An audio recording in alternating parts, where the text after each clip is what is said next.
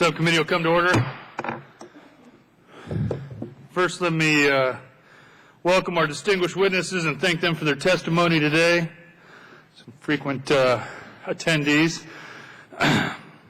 This hearing is another step towards the committee's bipartisan efforts to complete a rail reauthorization bill this year.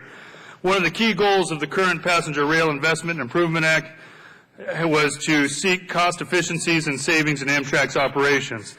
Since the enactment of PREA in 2008, Amtrak's achieved notable improvements in its financial condition. On the Northeast Corridor, Amtrak earns a substantial above-the-rail operating profit, and with the introduction of the Acela, Amtrak has captured 75% of the Washington-New York rail-to-air market. Amtrak's also seen significant ridership increases on its state-supported routes, which connect metropolitan areas less than 750 miles apart. In many ways, these are the routes where rail makes sense, connecting densely populated areas where rail trip times are competitive with air and automobile options. PREA included an important change to this part of Amtrak's business by requiring the states to contribute more to maintain services. We look forward to hearing how that process is going with our witnesses today. The one area that PREA and indeed multiple rail bills have not seen success is improving the financial performance of the long-distance routes. Year after year, these routes lose money. In 2012, they lost a combined $600 million. We simply cannot afford to continue these levels of subsidized losses year after year. PREA requires Amtrak to develop and post on its website performance improvements plans for its long-distance passenger routes and implement those plans for its worst-performing routes.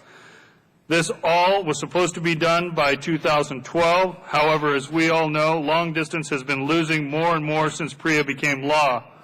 To illustrate, since PREA became law, the Northeast Corridor has increased its profits by 143%.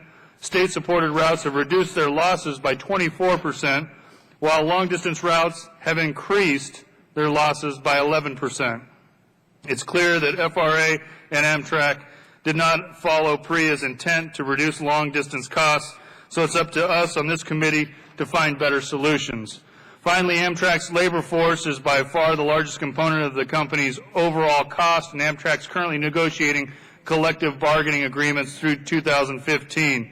It's important for this committee to understand how Amtrak management and personnel decisions affect the full cost of rail service, and if any efficiencies can be found to reduce the overall cost for providing passenger rail service across the country.